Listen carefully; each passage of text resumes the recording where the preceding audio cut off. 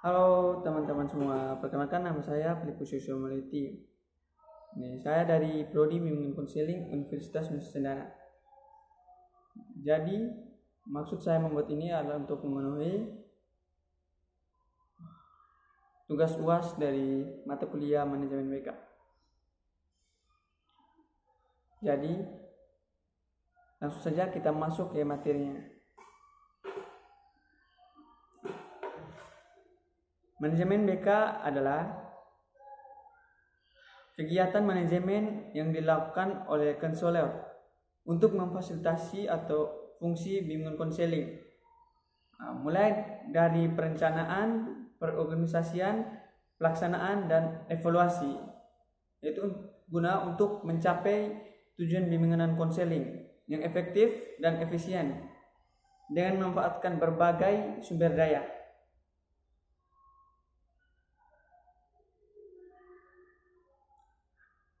Pada prinsipnya, manajemen BK memuat makna segala yang menggerakkan individu atau kelompok untuk bekerja sama dalam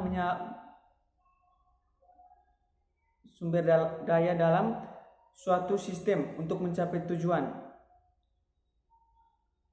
Apabila diterapkan dalam pelayanan bimbingan konseling di sekolah, maka manajemen bimbingan dan konseling adalah segala upaya atau cara yang digunakan kepada sekolah untuk memberdayakan secara optimal semua komponen atau sumber daya.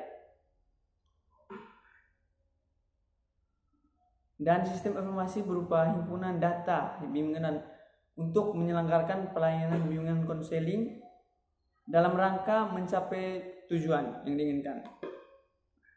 Prinsip-prinsip dalam manajemen BK adalah yang pertama itu planning atau perencanaan, yang kedua itu organizing, yang ketiga staffing, dan keempat leading, dan kelima controlling.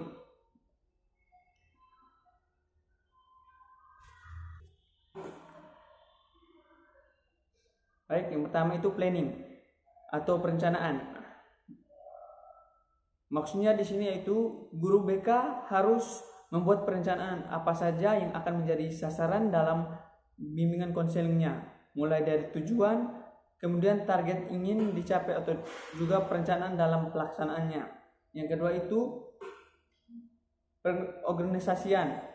Maksudnya di sini dalam pelaksanaannya perlu diadakan pengorganisasian agar pelaksanaan mudah. Selain itu, dengan adanya pengorganisasian, tugas dari guru BK menjadi terbantu dan tujuan serta target dalam perencanaan guru BK itu tercapai dengan lebih mudah.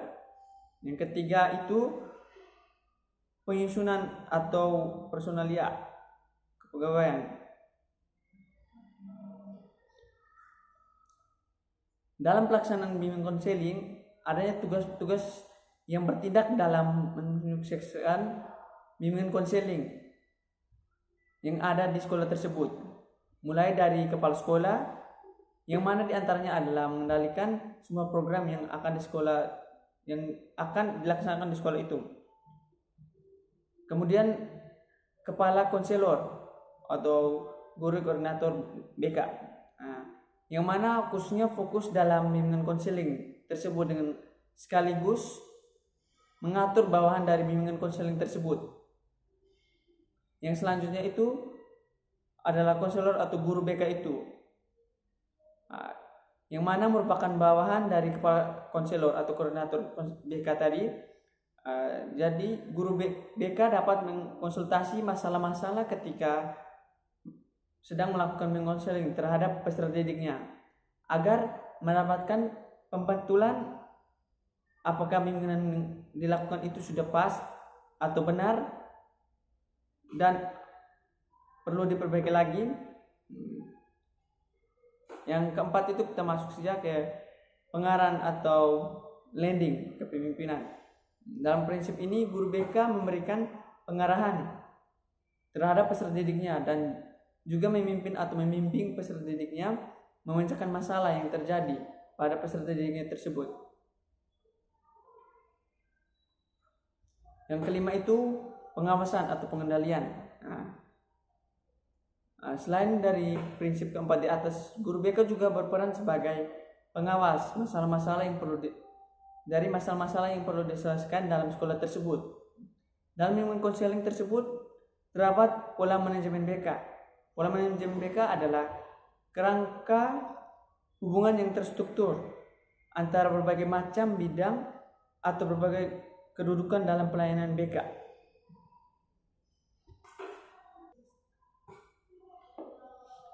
Baik, selanjutnya, mengapa manajemen BK itu penting? Manajemen BK bertujuan untuk mengembangkan diri konseli atau peserta didik secara efektif dan efisien. Kegiatan manajemen bimbingan dan konseling dikatakan produktif apabila dapat menghasilkan keluaran baik secara kualitas dan kuantitas. Berikutnya, adapun tujuan dari dilaksanakan manajemen BK di sekolah yaitu ada 5. Antara lain yang pertama itu untuk mengenal diri sendiri dan lingkungan peserta didik, dapat mengenali kekuatan dan kelemahan yang ada dalam dirinya sehingga dia dapat menyesuaikan dirinya dengan lingkungan. Yang kedua itu untuk menerima diri sendiri dan lingkungan secara positif dan dinamis, dan diharapkan peserta didik tersebut dapat menerima keadaan yang ada pada dirinya. Yang ketiga itu untuk dapat mengambil keputusan sendiri. Diharapkan seorang dapat mandiri dalam mengambil keputusan sendiri untuk memenuhi dalam kebutuhan dengan konsekuensi yang dapat dipertanggungjawabkannya. Yang keempat itu untuk dapat mengarahkan diri sendiri. Maksudnya di sini diharapkan peserta didik dapat mengarahkan dirinya menurut bakat dan minatnya yang ada dalam dirinya. Yang kelima itu untuk dapat mewujudkan diri. Maksudnya di sini yaitu diharapkan peserta didik dapat merealisasikan dirinya dalam bentuk nyata sebagai sebuah wujud rasa percaya diri. Baik teman-teman, sekian penyampaian materi dari saya. Mohon maaf jika ada kesalahan kata. Bye bye.